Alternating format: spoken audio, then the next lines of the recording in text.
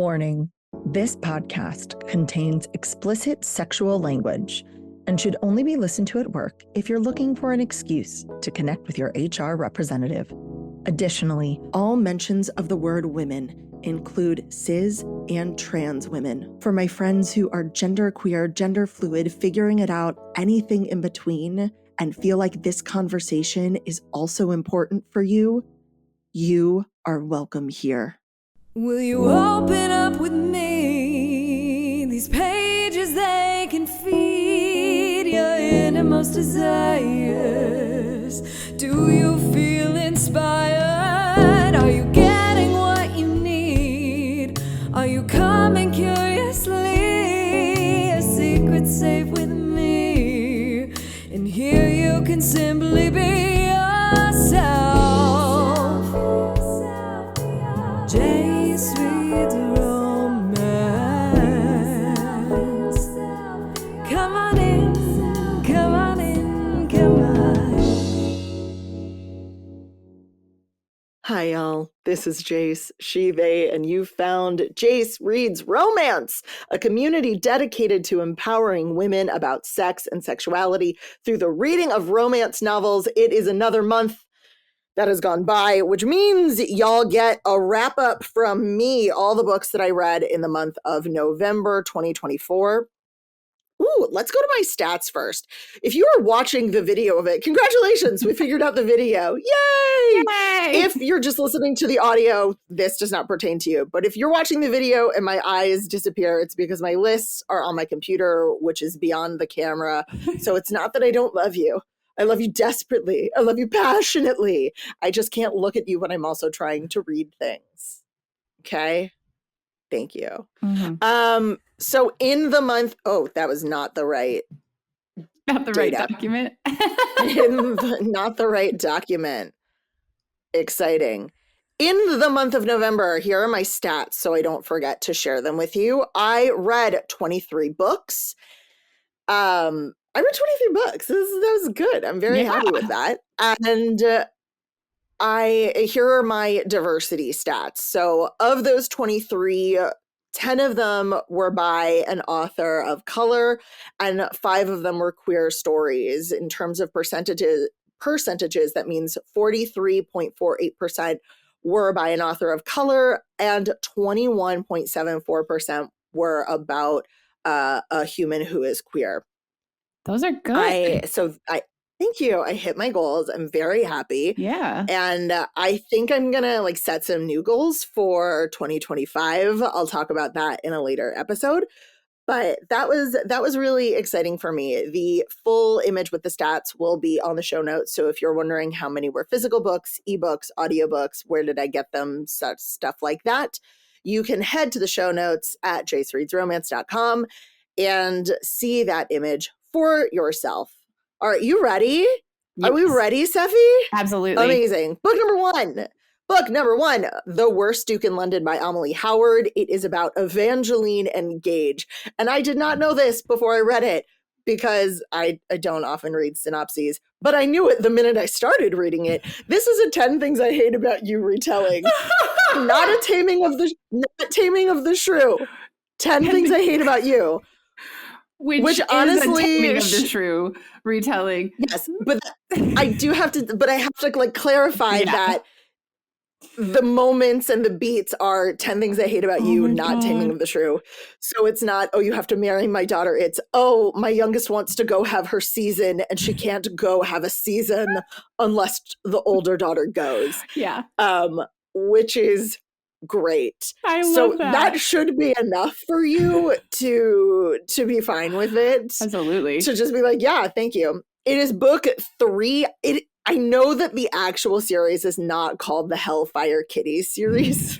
I know it.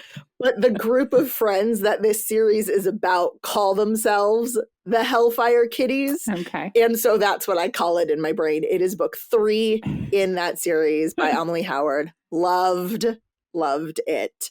Not gonna lie, I feel like Miss Howard needs to change the series name to the Hellfire Kitties.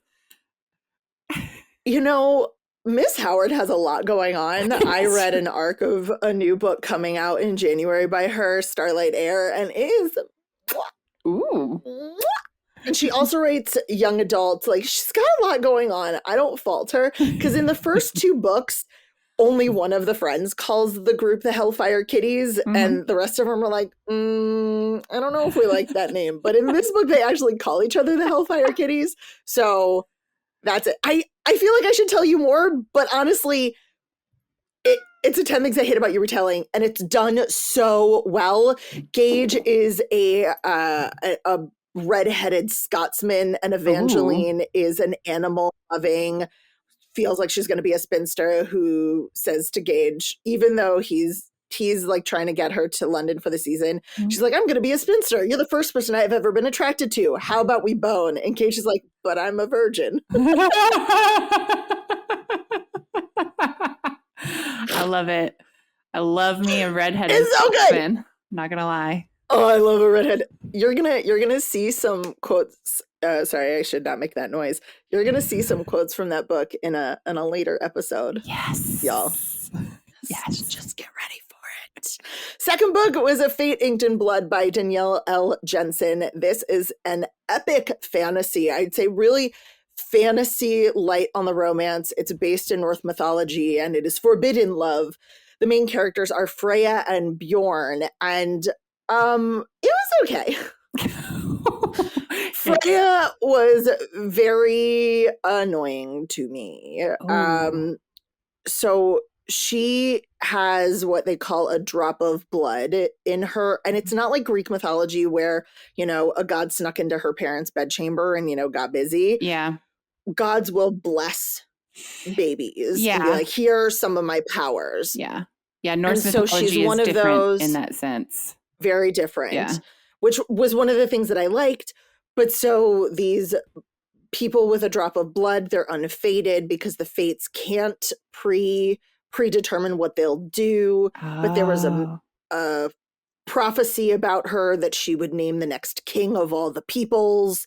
And so the king of the grand king of all the peoples, but so the leader of her area is like, she's mine, when it's found out that she has this, and steals her and is like, I'm going to be the king and you're going to make me king, and just puts her through hell. Makes her do all sorts of trials, threatens her family, forces her to marry him. It's like, and she just kind of goes with it. And it's his son, Bjorn, who is the other love interest. He is also unfated. And part of the prophecy is that Bjorn will protect Freya. And so his dad throws them together in all of these dangerous situations, and they fall in love. And then there's a big twist at the end. But Freya's just kind of a whiny bitch. She vomits all the time in this book. I'm not kidding. She throws up at least 5 times. Why? For various reasons. One of it's because she's drunk. One of it's because there's blood. I don't know. And so, is it bad? No. I think I was expecting more romance than fantasy. But also I didn't love Freya. So when we got to the twist to the end, I was like, I kind of called it. I didn't know it was going to be exactly this. Yeah. It is a multi-book series. The next book comes out in the spring, and I'm kind of like, I can wait until it's done. Gotcha. It's fine. I'm not going to rush out and get this book. Yeah. Unless someone tells me it gets better. Okay. Book 3, Chasing His Bunny by Golden Angel. Do you remember Golden Angel? Golden Angel wrote Philip's Rules, but under Golden Angel's other pen name, Sinister Ang, she wrote his favorite Who Cow. Yeah, yep. You can't stop me. You can't stop me, friends. Chasing His Bunny is book 1 of 7, I believe, because there are 6 siblings. So this is the first book in the series. So it's a lot of setting up the world and probably what's going to come next for the rest of the siblings. Yeah. We show up. It's Bethany. She and her siblings have been kidnapped and held in a laboratory and experimented on for years as children. She's now technically over 18, but they were children, early teenagers when they were taken. Dang. And she is freed by this group of shapeshifters. It's lots of shapeshifters all living in the same town together under the kind of rule or leadership of Steel, who is our MMC, who when she is brought out, because they're like, oh my God, these kids, we busted up this lab for X, Y, and Z reasons. We found all these kids. We should take them and help them. And when he smells her, he goes, mate. And she goes, no. Because it turns out the experiments were taking these 6 human kids who had shapeshifters way back in their lineage and awakening the shifter genes. Oh. So she's not a natural born shifter. She's this weird hybrid, as are all of her siblings. What I liked about this book is Steel wins her over by being just a stand-up human and not, while he wants to protect her and shelter her and like, you know, manipulate her to being his, he lets her join in on the plans for when the city is attacked by the people who were running the lab who are trying to get them back. And he doesn't try and hide her away, and he lets her fight and he lets her be present. And so he gives her own, he gives her autonomy and lets her own it. I like that. And she also comes to realize, because she doesn't believe in mates, she has no idea what they are, but she's like, I'm 18 and I'm horny and I want a bone. She kind of is like, anyone want to bone me? And they're like, no, dude, you're our leader's mate. And she's like, no. And then eventually realizes I am, and I am. No one else will bone me, but also he's the only one I really want. Yeah. So it's a very funny moment when she finally accepts that, because it's an about face for him. And he's like, what's the catch? Yeah. What's the catch? Yeah. There's no catch. She's ready. But it's very short. It's a novella. Okay.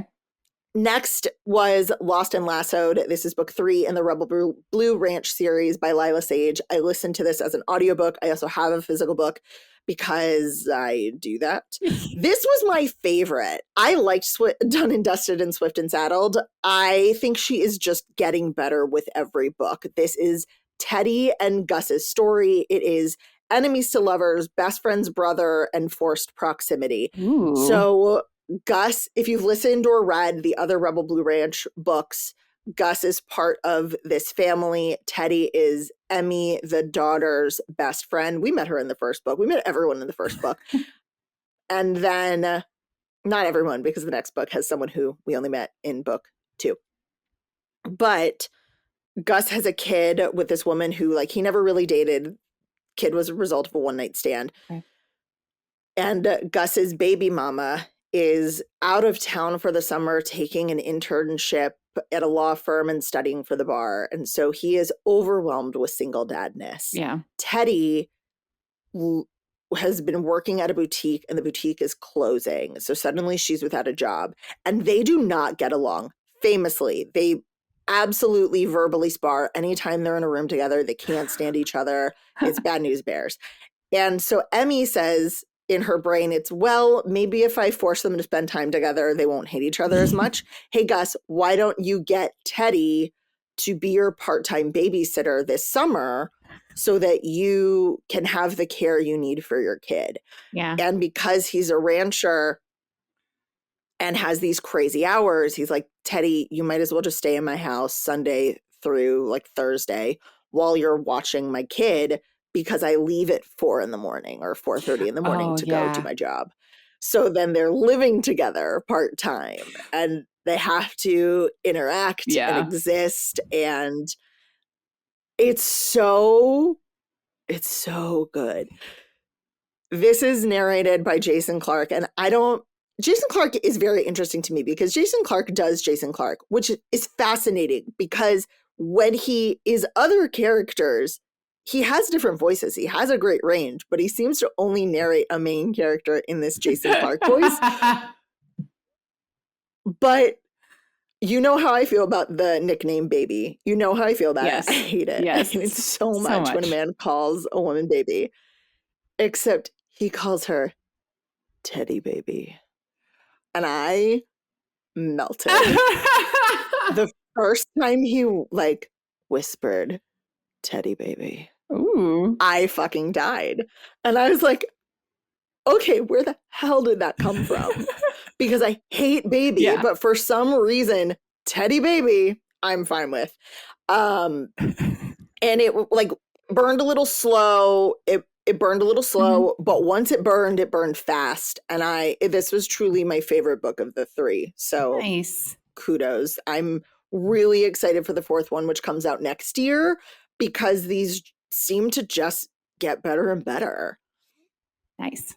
Heat and Run by Adriana Herrera is number 4. It is an FFF Omegaverse. What? Fated mate. Holy shit. And she's in Heat. What?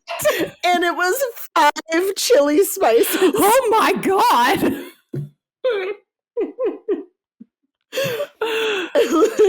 There are so many things that just happened. So good. And all of the women are also like Latina, like that's who they are. That's how they're described, both visually. They're Spanish thrown in. It's great. I love her. So Adriana Herrera, the first person we get is Mel Molina. She is, and I don't 100% understand the rules of this world, so just go with me if there are plot holes. It's fine. Mel is an Omega from this one tribe that are all women, and she was left on the doorstep of the family who raised her, which are men and not the same kind of peoples. But her peoples have heats. She's an Omega. They knew that, and but it's not called heat. It's called flowering, which I fucking loved. That's nice. And they're like, well, and to go into her own first flowering, it's like a big deal, but she doesn't have a partner because she lives with her brothers in this land of other kinds of creatures. Yeah. But humanoid things. I don't just go with it, friends. So she's on her way. She's flying to what is essentially a resort for Omegas who are having their first flowering who don't have a partner. It's designed for that. They'll pair you with someone who will guide you through your flowering. Oh, okay. And her flowering has started, and so she crash lands her plane. It just so happens to be in the backyard of an alpha, Danny, who, finds her and goes, wow, you smell good. I guess I should help you through your flowering. And so she does. And the thing about a flowering is it's not breeding necessarily. It's your sexual awakening. Okay. And so as part of the process for this resort, she had to write a list of all of her fantasies. What does she want to try? What does she want to do? It's not just getting fucked. It's also, how do I want to please my partner? What do I want to do with them? Right. Here are all the toys I wanted to try. They're in a bag in my luggage plane. You want to go get them? And so Danny guides Mel through her flowering. They have this great connection. Their glands smell good to each other or whatever. And then Danny's fuck buddy Cammy shows up, and Cammy's a beta. Okay. And Cammy shows up, and Danny and Mel are like, wow, you smell great too. And it turns out they're a triad. And so then the 3 of them are together. I love it. And like the rituals around triads and mating are that everyone gets piercings in different places. And it's just, but like that's the point of the book, is it's the flowering and then the aftermath of the flowering and then the triad forming, and it's just fucking spice. Wow. It's just spice. I don't mind it. I love that. Also, her anus is self-lubricating, and they state that explicitly, which isn't real, but I support it. Because if you're not going to use lube back there, something must be lubricating it, and it's self-lubricating. That would be a really handy thing to have in real life.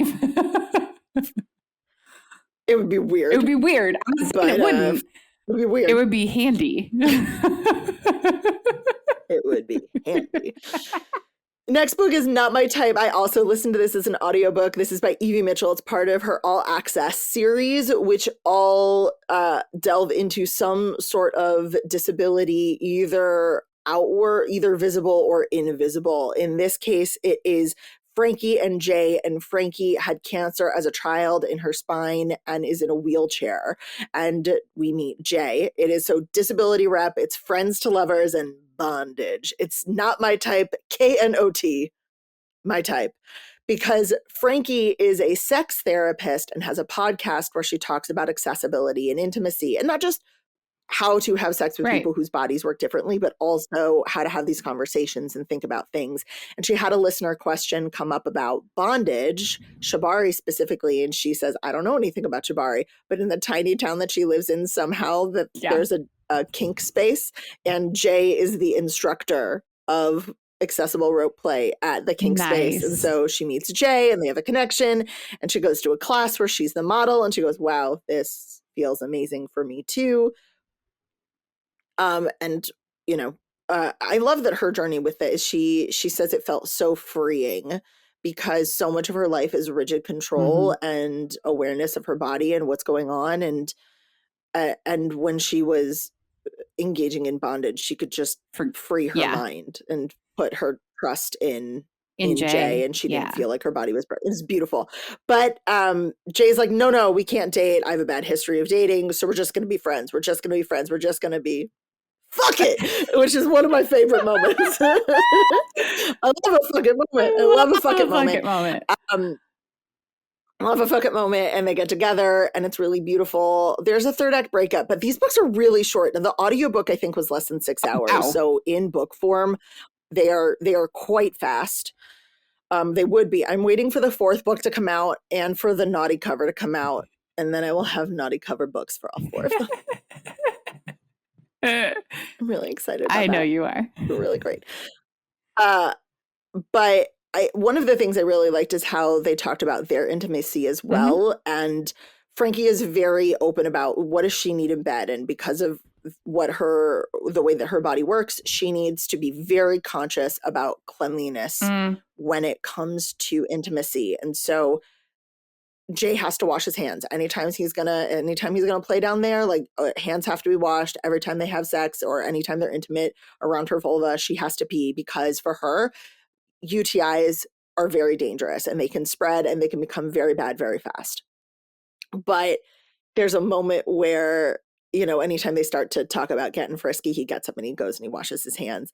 And even though in this particular moment it's about intimacy, she thinks in that moment, I'm going to become like Pavlov's dog. And anytime I hear him wash his hands, it's going to start turning me on, because that's what I'll associate with that. And I loved it. I loved it. There's a group of 4 friends in this all access series that all have various things going on with their body. As I said, some are visible, some are not. And we're going to talk more later.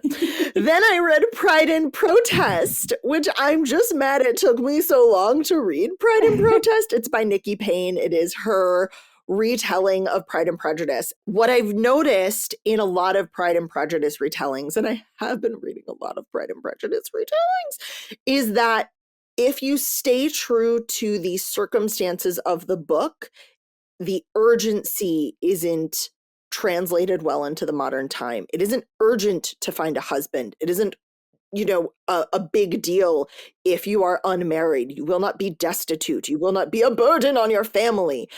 And in order to keep the urgency, she changed the circumstances. So it isn't upper class and slightly upper class.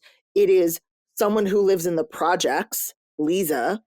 I like that. And Dorsey, a billionaire who has just found himself CEO of the company his family has, and has been tasked with finishing up a project in the projects where they buy an old project, tear it down, and make it into, bougie housing, which is an issue. Gentrification. And Lisa is very active in the don't do this, very vocal. And so there's this tension between them. Dorsey also is not white. He was adopted. He is Filipino, I believe. And he was adopted by this white couple. So he has his own issues of, do I belong? Yeah. And what is it like to feel like an outsider, even though I have money, even though I come from the space, even though I have all of these other things, that isn't who I am. He had joined the Peace Corps after college. He never wanted to be CEO. His sister is supposed to be CEO, but she's too young. She's still in college. So there's a lot of tension, but there's attraction. And the way that they get together, the thing that makes it believable is they start texting and talking, and she sends him resources about housing and educational stuff, and he reads it and converses with him. And there's this one moment when they're at an event for reasons unrelated, where he brings a Tiffany box, and it's because it was like the only box he had on hand, but it's not Tiffany. It's a book that she recommended to him that he read and annotated. And like people were like judging, like, oh my God, you're bringing her Tiffany's? And people were like, oh my God, you're bringing her Tiffany's? And she opens it and it's a book. And then, her family's like, a book. And she's like, her reaction to it is exactly what you would imagine, because she would have thrown a Tiffany necklace out the window, but that book meant so much. Yeah. I loved it. And I think with all of the characters that Nikki really, she brought in that big feeling, the big feelings that you get from watching like a Regency era. Like it is urgent there, but it doesn't feel urgent in the modern era. And she did such a great job making this story and kind of the what is the word? The flow into the climax believable. So it's that same kind of build up, but with circumstances that make it believable in this modern age. Which is a good retelling, because a retelling is just that. It changes the story enough so that it can be relatable to modern or current era readers. Yeah. And I just loved it so much. She has another one and I want to read it. Then I read The Wiener Across the Way by Amy Award. And this is book 2 in the Kingsman series, which is this football family.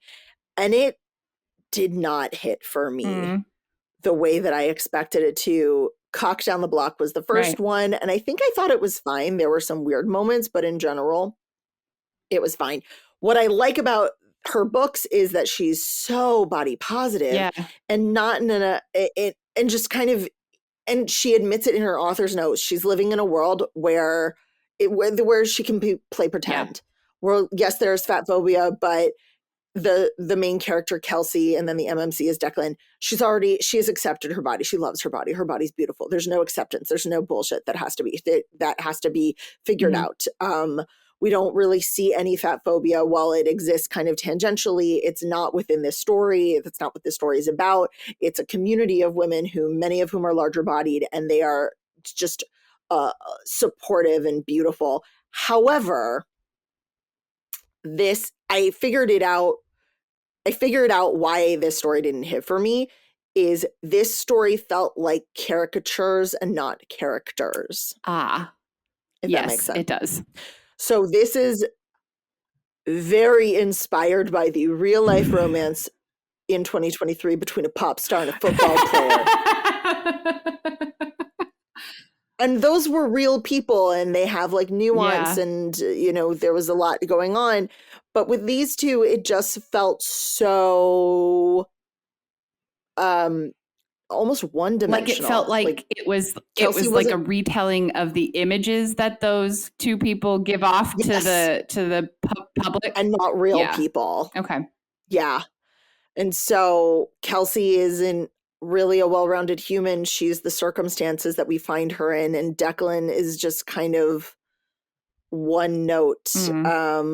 Not a bad note, not a great note, but one note. And also, as we've discussed, while I love Miss Swift, I am not a Swiftie.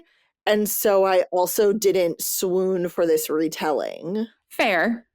The way I remember feeling the same way about whatever that book was that was very clearly a reimagining of Kate and William. Wow. If that doesn't tell you how much I don't follow the royal family, Jesus. But I remember feeling the same way about that retelling where I was like, cool?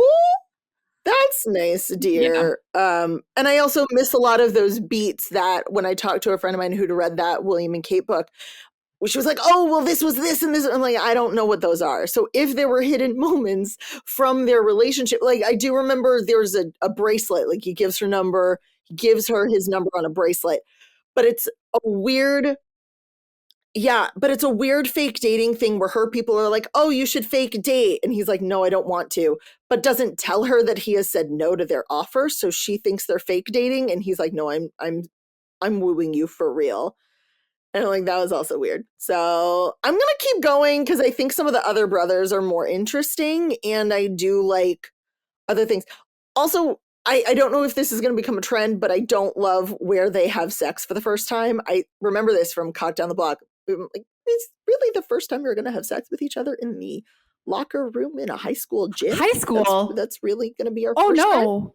Yeah, high school gym. No. We're at a reunion. They were at a reunion. Yeah, it was not great. And this one was outside by a lake. I'm like, picnics are beautiful, but that is some rough terrain. Bugs and dirt gets places and Thank you. That is not what I want for your first time.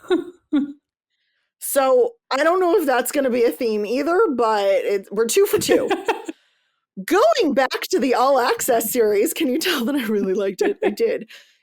It is Love Flushed, book number 2, which is Annie and Link. So we were introduced to these characters in book 1. Annie is one of that friend group, and she has Crohn's disease, which is an invisible illness. You can't see it, but it is a second chance followed by like workplace, I'll get there, and disability rep, obviously not obviously, but with the Crohn's disease. So Annie and Link were high school sweethearts. They were going to elope, and then his mother caught them and blackmailed him into leaving and stole his phone so he couldn't text her. I know, big drama. But then he also never told her about it, and it's been about 10 years. And he's like, she's better off without me. No, dude, she's better with an explanation from you. So, because they're both back in this small town together. Annie developed her Crohn's disease after they dated. And in the midst of one of her flares, had the idea for a business that she started that is doing really well, which is a toilet paper subscription service. So she makes eco-friendly toilet paper that is delivered to your house on a subscription basis. You just have to like click and deliver, which if you have a disease like Crohn's, that's really, really important during those times.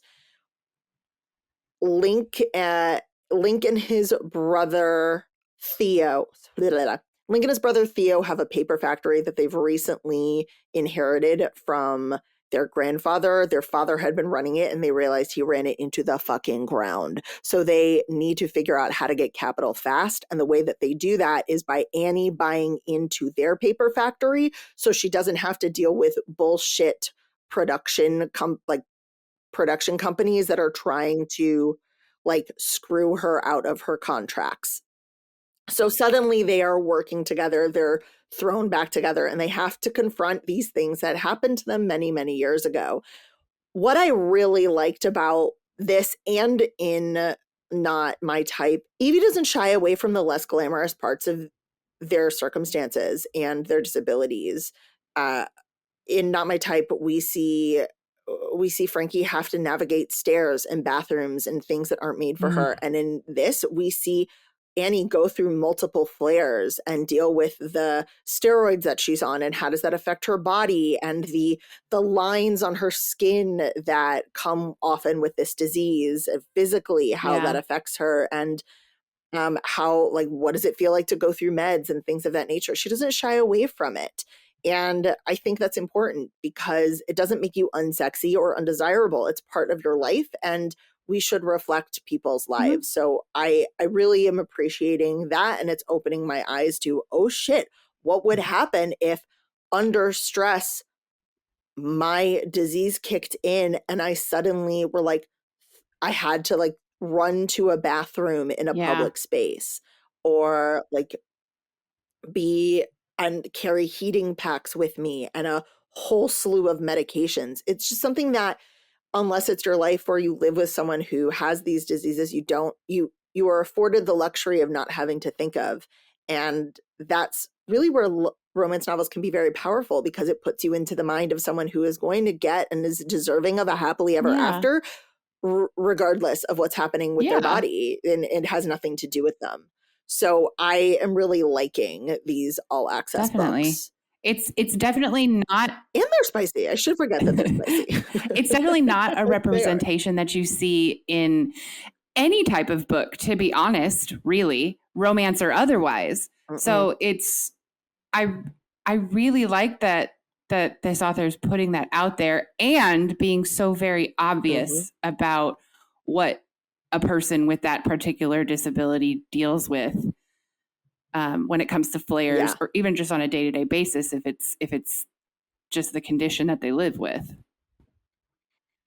Like, what are they allowed to eat? How are they allowed to function? Like, what is it like when they have to adjust their medications, or how do they feel when they're on steroids, and like, how does that make their body feel? It's really, I think, impactful, and something that I don't assume, but having followed and now engaging with various authors, y'all, love doesn't fix your disease. No. Apparently people are like, why does she still have Crohn's disease at the end of the book? Because she has fucking Crohn's disease. It's a disease. Like what are you talking about? She has that forever. Chronic illness.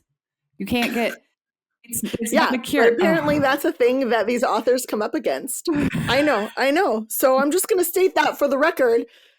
Love doesn't cure diseases, and she's still deserving of love. Cool. Fuck off if you disagree. I second that. Sorry. Not sorry.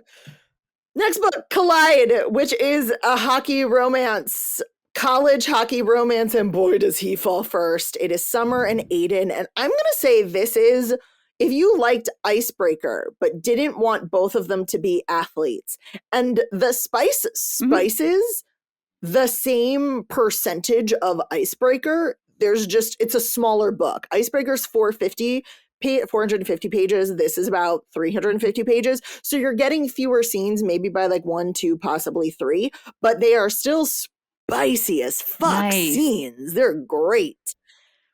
Summer is in sports psychology. She's attempting to get into the grad program she wants at the school where she's currently an undergrad. And she needs to do this project where she follows and studies a particular athlete and stress and various coping. I'm not 100% sure what the actual project is, and they don't go into that many details, which I am grateful for. Like, I don't need to know all of these details. But Aiden is the captain of the hockey team, and he takes the fall for some shenanigans that other players got up to. And as part of his penance, coach says, great, you can be her test subject. Summer has a history with hockey players, so the fact that her advisor says you are going to study hockey players or no one else or I'll fail you is just like the first of many red flags when it comes to this advisor. Oh, yeah. And it also sets up some great tension between Summer and Aiden because she has a history with hockey and hockey players, which I don't really want to ruin for you. Aiden is such a stand-up guy. He is a great person and a great partner. And once they meet, he kind of is not interested in anyone else, but waits and not cajoles, because that implies tricking, just kind of waits for her to realize that she's as crazy about him as he is of her. And once they get together, he's all in. He's like, great, done, awesome. And when she says, I want to see other people, he's like, oh, my heart, but I will let you. And does. And then she realizes she doesn't want to be with anyone else.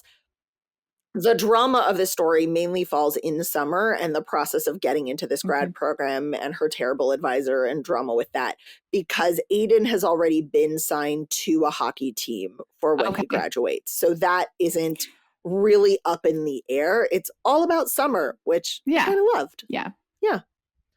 Summer is also not white, if that helps too, which I liked. And they talk about like some of her culture and stuff of it. Or she's biracial, which I think is underrepresented. I would agree in this space. So I would agree. I'm excited. This was her first book, I also believe. and I know her second book has already been announced, so probably gonna pre-order that. Thanks, Paul Cabra. Just gonna if this can I share some quotes? I'm gonna show here's where the spice of spicing. I've had men go down on me, but I've never had one worship me. Fuck. I know. And then how this is an example of how Aiden is just a stand-up guy, and I even though he's great, he didn't feel one-dimensional. She's saying something about dating other people, and he goes, if you want me to be the toxic guy who tells you I'll fuck up anyone that comes near you, I will, but that's not the kind of guy you deserve, Summer. I won't dictate how you live your life. And I think she kind of there was a moment where it was like, well, what are you going to do about this? Where I said, I'm going to see other people. And he's like, I'm going to respect your decisions. I don't like your decisions, but I'm going to respect your decisions. And I love it. And there's a moment when she's really drunk and she's like, you have sex. And he's like, no. And she's like, why not? And he's like, because I take consent seriously. Yeah, you do, sir. Yeah, you do. Okay. This is where we're getting a little crazy. I should check what number we're at. Oh, we're at 12, so about halfway through. 45 minutes. I read. Yeah, okay. You can cut things, Michael. I read Halloween, which is a sentient object Halloween novella. Wait. Say the title again, please. Halloween. That's amazing. I'm not going to tell you the plot. I'm just going to tell you what the sentient object humanoid things are.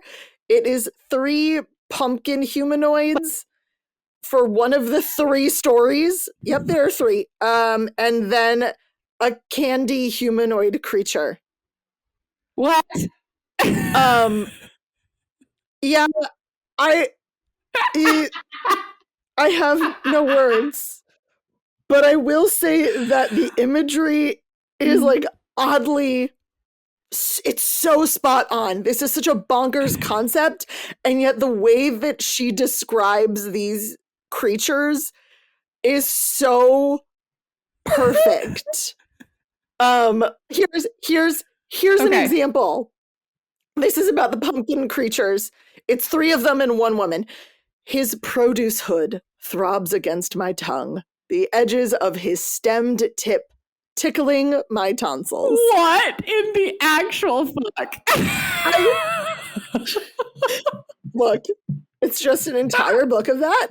I will say that multiple people recommended this book or told me, holy shit, have you seen this book? And so I read it. And I do have to say, though, using the words that she chose to use were so good. So good. This is what I'm saying. It's so good.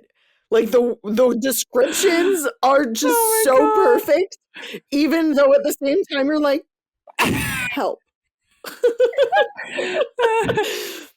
So we're just going to let that one lie. Holly Wild, thank you for your service. I know you've written other books. Let me just say, if you want to feel better about yourself, Jace, and Michael, you can absolutely keep this in because it's fucking hilarious. When Devin and I were just on the tail edge of our Loki fan fiction stuff. Yeah. She found a fan fiction where Loki has sex with a potato. And sent it to me because she's evil. I have so many questions about that will be answered offline. I'll ask offline. So, next book, An Island Princess Starts a Scandal by Adriana Herrera. Again, love her so much. This is the second book in the La Leonas trilogy. And it is FF, so it's Sapphic Historical Insta-Lust, and as she says herself, big Duchess energy. It's Manuela, who is one of the Leonas, and Cora, who is a Dowager Duchess, and their meet cute is in a brothel. Oh, I'm so sorry. I had to burp. Whew, do not keep that in there, Michael. In any way, shape, or form. I am a lady and have no bodily functions. For real, right?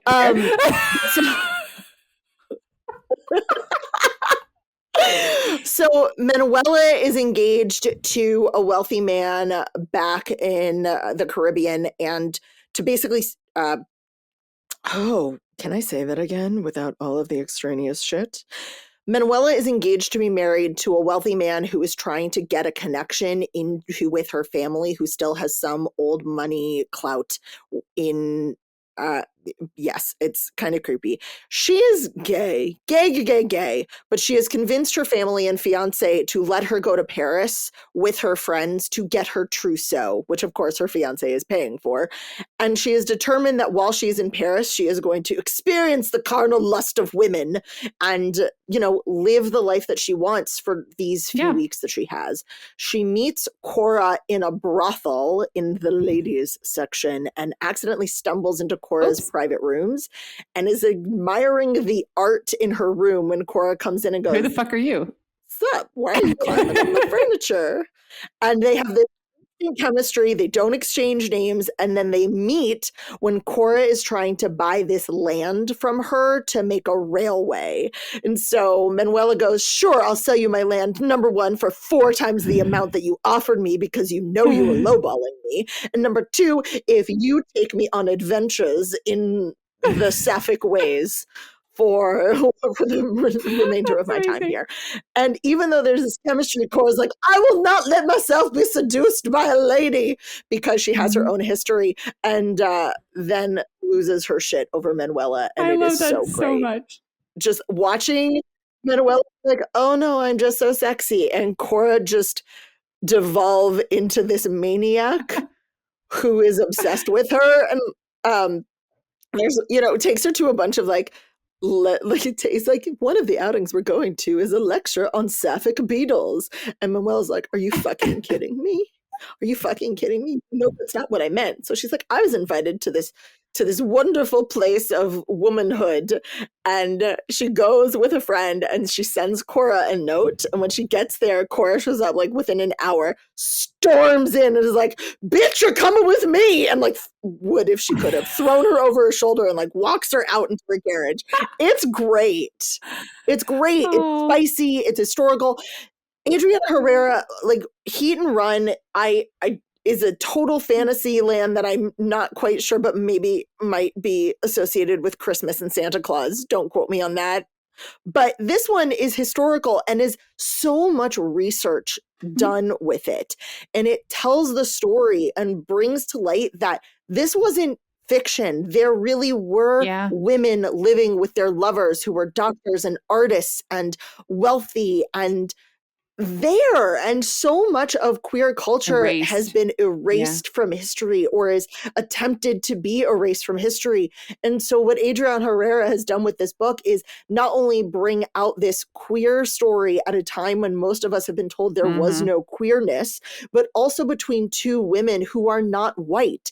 Cora is Chilean. She married into the dukedom in England. Wow. So she is also a Latina woman. And it made me so happy. And it also made me think.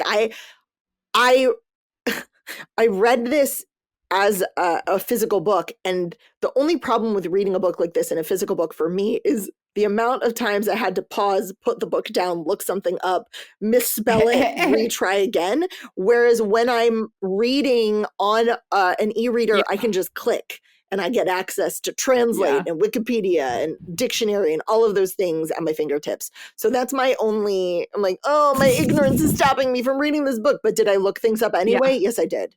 And that's the point. Not Your Damn Omega by Devin Sinclair, who was on the podcast last week and the week before. This is a poly romance. And I don't exactly know how you put this together because at this point there are too many M's, but it is MMMMFM. It's 5 M's and 1 F, and there's no crossing of swords. Does that answer my question? Cool. It's Omegaverse, it's Heat, and it is a rom-com. It is a long book, but I flew through this. It is SMA as the FMC, and then the MMCs are, I have to read them, Bennett, Cade, Avery, Rylan, and Luke. And the five guys are already a pack. They have a pack house. They all work in a tattoo parlor. They are world famous, respected tattoo artists. And at an event, SMA smells Bennett. She's like, oh my God, there's a cupcake. I want that cupcake. It smells like the best vanilla cupcake I've ever smelled in my life. And like crosses the room and runs into Bennett, like physically runs into him and is like, but you're not a cupcake. And it turns out they're scent matches. And so he smells her and they're like, whoa, we're overcoming all of these scent neutralizers in the space that we're in. And she has her own history because her sister's this world famous actress. And a lot of people assume she's, you know, her sister 2.0 and don't want her to be herself. And her mother's trying to push her on all of these other packs. It opens with her being interviewed by another pack. And she goes, what's my favorite something? And they say her sister's, or what's my middle name? And they say her sister's middle name. And she's like, nope, friend, that's my sister's middle name. Thank you for trying. Better luck next time. And her mom's like, what? And she's like, what are you talking about? They don't want me. They want my sister who's already happily mated. Fuck off. So then right after meeting, they're kind of like, maybe we'll see where it goes. Cause she's so like shy about it. And she's been burned before. And then she goes into Heat and she tells her sister, and her sister calls the pack. It's like, sorry, what you didn't need me to bring you supplies for you, you know, getting through your Heat. You needed your pack here.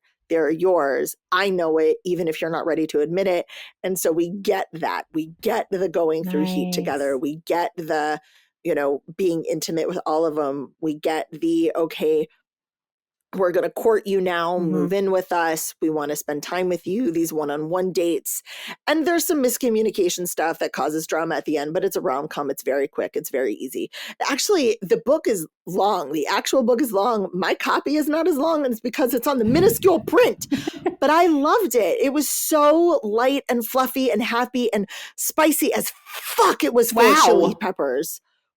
4 chili peppers. It's so spicy and so well done. And this is one of those examples of, I think what some people don't realize is, yes, one person can be your everything and fulfill your needs. And for others, they connect better with a group. And these men they're fantastic. They're all amazing, but they all need something different from SMA, and SMA gets something different from all of them. And there isn't that weird, like, there's no jealousy. There's it just was really well done. And I do love, like, she's the one who has a lot of feelings and a lot of baggage with her sister. And I don't even know what the given set of circumstances was, but she just screams at them, the 5 of you are so fucking reasonable. Like, yeah. That's amazing. I love it. Well, and not only all of the stuff you said, but like that is a really good representation of polyamory that is not always seen in romance novels. I really like that. Really like that. I really liked it. Thank you, Devin. Thank you for also letting me text you about it. What's up with your print? Why is your print so small? Really short. I read Relit, which is not a romance, but it is an anthology of 16 classic stories remixed by Latinx authors. Some of them are great. Some of them I didn't love. Some of them made me cry, like legitimate tears. All of them, and some of them were really deep into Latinx culture. Some of them had a ton of Spanish. Some of them spoke about things that are recognizable in our culture today. And some of them are very light. And maybe it was just the name, or maybe it was just the fact that this was written by a Latinx author. But if you're looking for something, or you like short stories, I would highly recommend it. It's called Relit, edited by Sandra Proudman. And there were some authors on this list that I knew, like Zoraida Cordova. But anyway, I really liked it. It's not my bag, but I'm glad I read it. That's the way I'm going to say that. Does it make sense? Cool. Then I listened to Love and Bloom by Lucy Eden. I love her. This was another rom-com. It is the audiobook was narrated by Wesley Siobhan, who also narrated Curvy Girl Summer. If you remember, I listened to that and literally had to stop listening to it in public because Wesley Siobhan were making me feel too many things. So Love and Bloom, because it's way more rom-com, I didn't have that same feeling, but she was so good. It is Emma and Dan. Emma is a PR rep in Atlanta. She's dating for about 10 years this guy who comes from a political background, and her grandparents, who she's been estranged from, her mother was estranged from them and she was estranged from them, die and leave her their farm. And she's like, what the fuck am I supposed to do with the farm? And then she has this fuck up while she's dealing with the funeral. She's this fuck up at work while she's dealing with the funeral, and her boss fires her. And she's like, why am I even dating this man? I just got fired. We've been together 10 years. I don't feel like you're listening to me. And so she leaves and goes to the farm and meets Dan, the head of the farm. Foreman. Yeah. Foreman of the farm. Foreman. And it's pretty well known that this is the story, but she notices this weird thing in the town where everyone's like, what the fuck are you going to do with the farm? Emma, what are you going to do with the farm? And it turns out it's because the farm is growing medical marijuana. And I feel like it should be legal, but I don't know what's going on in Atlanta. And they also mentioned working with the hospital. So I thought it was legal, but apparently it's not legal or whatever, or it was established before it was legal. So then there's this big drama with that. But she and Dan as a couple are so sweet and so adorable from the beginning. He falls so hard. He's such a cinnamon roll. He's a horticulturalist. While he grows pot, his passion is creating a variety of roses that is really hardy, and that's really exciting. And she also has to figure out how she lives in this small town, so it's very cute. Fish out of water feels. And the audiobook, Wesley Siobhan, great job. Let's follow it up with something that's not as nice and fluffy. Ensnared by Rebecca Quinn, which is an MMMFM, but there is 2 M's that do have a history. Okay? It's post-apocalyptic. It is kinky as fuck. And it is found family. I love that. So there is the world, it's post-apocalyptic. This thing happened and the world went to shit. And so Eden, not Emma, sorry, that was from the previous book.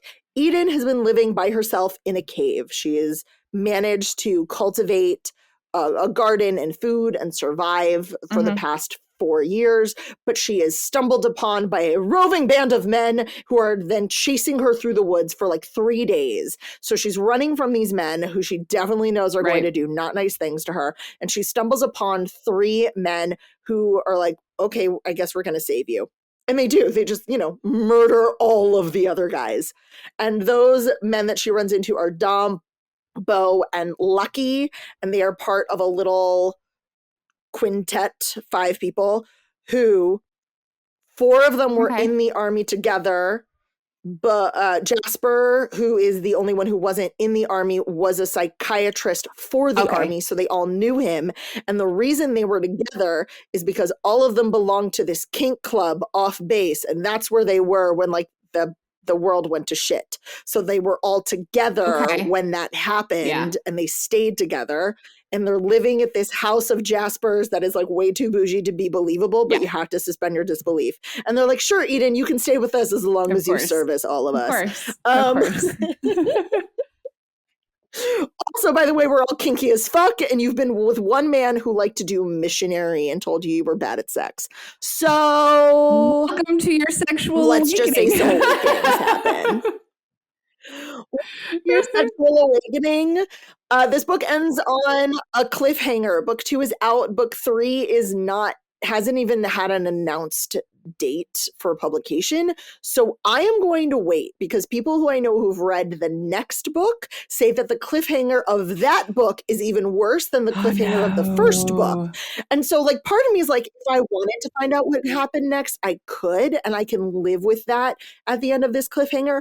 But the next book, I don't think I could live with, because I hear it's even more dramatic and there's no end in sight. So I'm going to pause. But it was good. It was good. I really liked the conversations that they had about kink and also different types of kink. So like Jasper's a sadist and Dom and Bo normally like share girlfriends, and there's some like conversations about safe words and honorifics, and like Lucky is a bit of a switch, but he's also a masochist, so he and Jasper have a history. And like honestly, there was a scene between Lucky and Jasper that made me tear up. It was so heartbreaking. So I really like it. I just don't think I could handle the second without being able to go right. Next, we move into without exactly.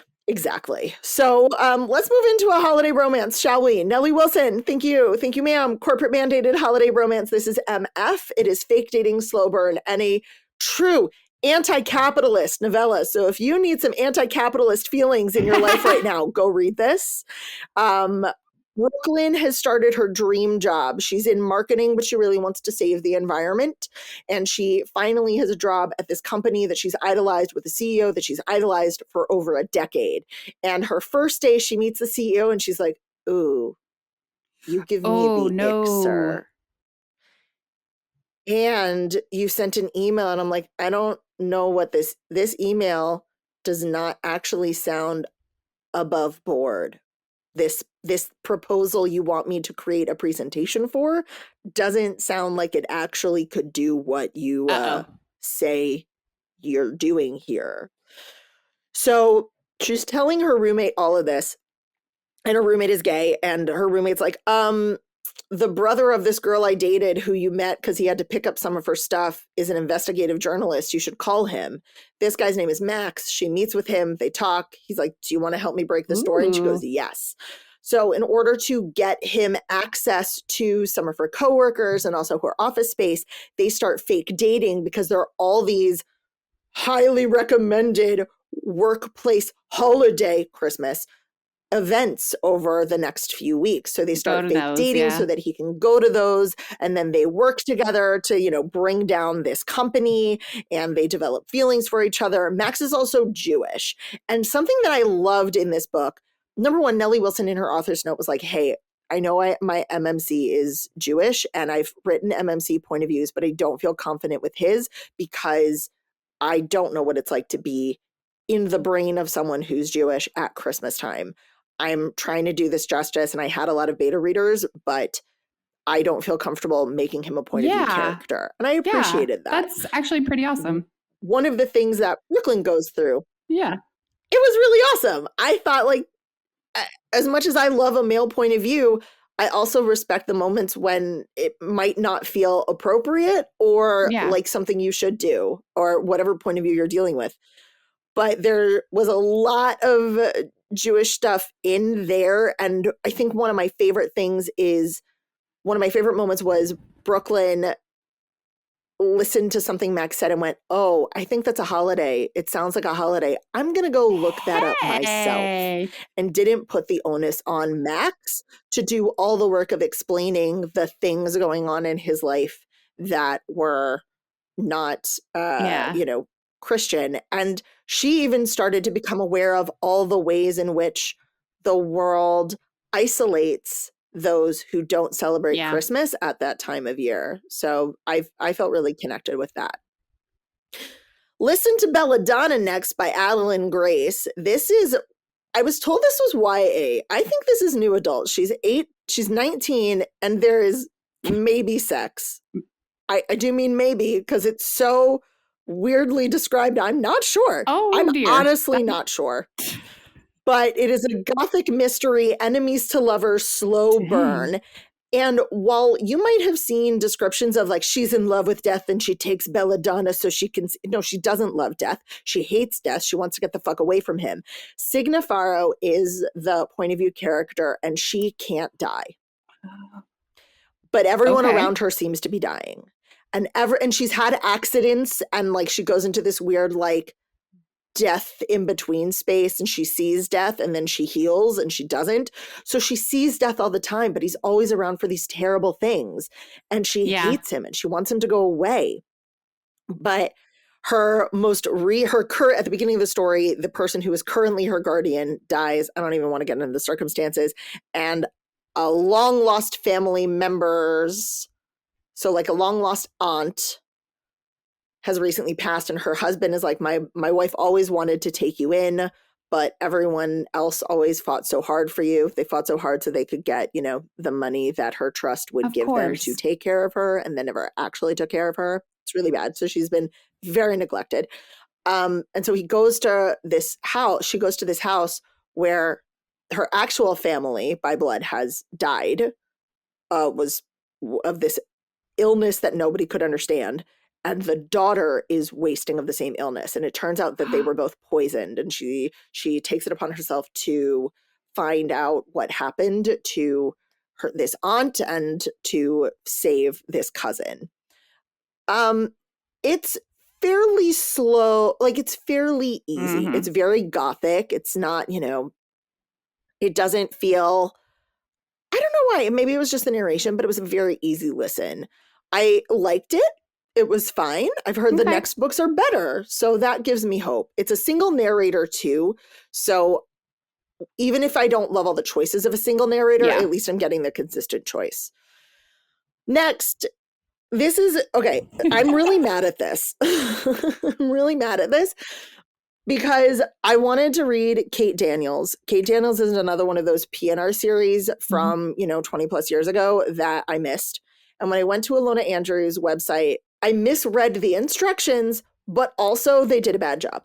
So the first book listed in the Kate Daniels series is this book. It says Small Magics. But if you read the fine print on the website, it says the short story A Questionable Client is what you would want to read first. So great, Questionable Client. I misread that. So I was like, oh, I must get this book. Here's the thing about this book. This book, doesn't have a table of contents. It's a bunch of short stories. It doesn't have a table of contents. It just starts. And there isn't a note at the beginning of each story of where these stories take place. So I just opened the fucking book and started reading. And I was like, huh, cool, interesting story. And it turns out it's from way later in the series. So now some things about the series are ruined for me because I read that story that wasn't chronologically first, but was first in this anthology. What? No.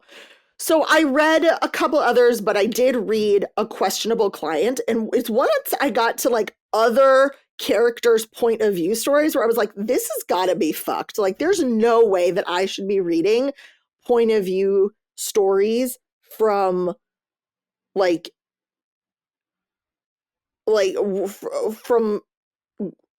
got really confused, and then I actually read what all these were. I'm like, are you fucking kidding me? So if any of these ever get reprinted, do a better job because this was confusing as fuck. So I read A Questionable Client, which in and of itself is a perfectly fine story. It was written after the first book was written, and it's supposed to introduce you to Kate Daniels and this character that appears in the first book. And the story on its own was actually great. It was cohesive. It set up the world. It set up Kate. It didn't reveal anything. I didn't really reveal anything about who she was. There was like, oh, your dad is so-and-so. And I'm like, I don't know who that is, so it doesn't matter.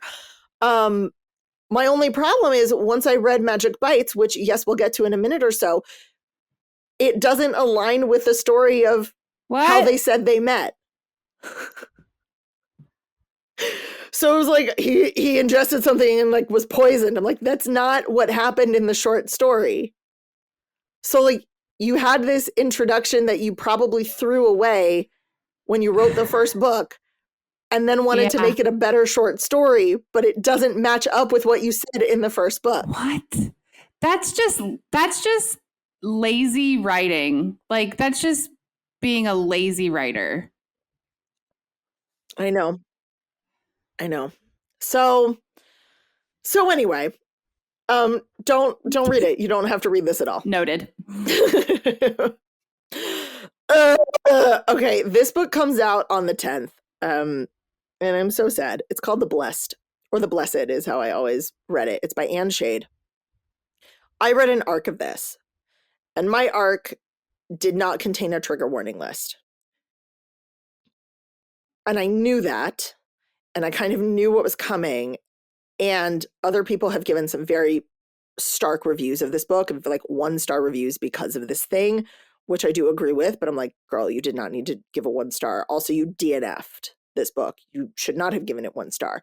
But because of the what I think they shouldn't have, but what I will say is because of those, she put an author's note and a trigger warning list into the real book. Or she posted it on Instagram. And so my copy did not contain a trigger warning list. Okay. So but it now does for you. Just to let and me, so I don't need to go just so I can understand. So yes, this person who did this 1-star review did the 1-star review because it didn't have a trigger warning list? Exactly. Yes. So there is a scenario in the first chapter, not even 15 pages in, that really should require a trigger warning. Do I think that it shouldn't be in the story at all? No, I think it is. It tells the story that she wants to tell. I do feel like it should have had a trigger warning. And the one thing I said to the publishers, is there anything that the publishers should know? I said, even if you're sending out ARCs, they need trigger warning lists. Like, I know this wasn't a finished book yet. I have the advanced reader copy. It should have still contained a trigger warning list. So beyond that, and also because I knew what was going to happen, I basically got my own trigger warning in the form of these reviews. But then you DNF the book. And I was like, I'm going to read this book. This book, and part of the reason why I asked for an advanced copy is FF. So it's Sapphic, it's PNR, it's got Yoruba, West African deities, and it's two Black women. I know, it has so much going for it. For me, I know. For me, the pacing of this book just did not hit. It felt very slow. It felt like things were told and not shown. We got a lot of like, here, let me sit you down and tell you this thing about your family. We got to reveal some more information to you. I found something. Like through the whole book. And even the moments when the main characters, Layla and Suri, are, bonding. It's, let me tell you the story of my life. And it wasn't, let's make pancakes together and our hands brush, or the few moments when they went to the club and they danced were so short. I'm like, how do you have a love scene that's a page and a half when one of you is a succubus? Like just, Layla, like, I know Layla is a Cambion, which means that she, her father is a demon and her mother was human. And like, I don't have any problems with her history. I thought that was really well done. And I loved the relationship that her father and mother actually had and their relationship with her. Suri comes from this long line of magical women from West Africa who are tasked with these great magics and these great quests. And it was so cool. And I had to do so much like searching and research and who are the and I'm probably saying them wrong, but I only know how they're spelled, like the Orishaya and like Oludumare. And I loved it so much, but it felt so slow.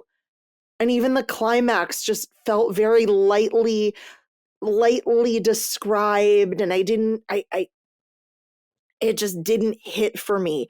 I know that Anne Shade and Anne Shade primarily writes BIPOC queer stories, and I want to read maybe something else to see if, and this story might be exactly how you want it to be. I will just say that the pacing for me felt too slow. Yeah. Cool. Not cool, but it is what it is. And then I read Magic Bites, which is book 1 in that Kate Daniels series. It is PNR, it is post-apocalyptic, and it is crime solving. It is not yet romance. It gives such hard Anita Blake vibes. And when I went to her website to read more about her, and it's a husband and wife writing duo, they actually got rejected by Anita Blake's publisher because they were like, well, why would we need this? Anita Blake. Why would we need this? And like, we have one. And I get it. Like, this gives such hard Anita Blake vibes. So this is an adventure. There's a mystery. She's solving her guardian's murder. We meet the world. Okay. We get a really good world building. And because I read things that ruined it for me, I know we met her future love interest. So that's established. That's frustrating, though. I mean, it wasn't really frustrating. I mean, it was kind of like hitting you over the head with it, too. Like, we kind of, by the end of the book, you're like, you, sir, have a crush on her. And that's going to bite you in the ass. So it was good. It was good. People liked it. It like made me feel a little bit like home because of those Anita Blake vibes, but I'm still kind of mad about the short story. So we'll see. And then last book, Fate of the Sun King, which is book 3 of Artifacts of Ouranos. And I will say this, and while book 2 did not feel like the second book in the series, this was the setup book. This was the book that set us up for the final book. So Lore and Nadir are still the main characters, and they do get together in this book. One of the first things she says is, they do, in her dedication, she goes, they finally get together. I couldn't wait any longer either. Yes. So we already know what's happening. And it turns out they are fated mates. We did know that. The enemies to lovers, the fantasy, we meet a lot more of the world, the different kingdoms. We learn how her grandmother broke the world. We meet we get another history of Ouranos through the creation of the artifacts and all of that stuff. And this does end on a bit of a cliffhanger. So I'm glad that I already was able to start Tale of the Heart Queen. Lucky you. But shit, where is it? Hold on. Holy shit. This is Tale of the Heart Queen. For all of our lovely listeners, it's a fucking thick-ass book. This brick of a book. This 655-page book.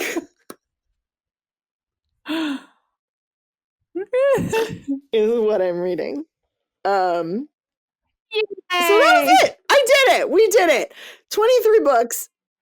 23 books. Things were said. Mentions were made. I will say I'm very happy with the books that I primarily read. I think that while I regret some of them, only one of them, overall I'm really happy with it. Thank you. Yay! Yay! Oh! Bye. That's it for today, y'all. This has been a 3 Paws Productions podcast. Our producer is Sephi. Michael Achenbach is our patient editor. Our theme song is written and performed by Diana Weishauer. You can find show notes and so much more at jacereadsromance.com. That's JAYCE Reads Romance. Follow along on TikTok and Instagram at Jace Reads Romance. If you'd like to ask a question or share a story for the podcast, call and leave a message at 661-JACE-RR. That's 661-529-2377. Or send an email to jace@jacereadsromance.com. Finally, like and subscribe so you can get every episode when they drop. You can also leave us a review to help others find us. And remember, this is Jace holding space for you.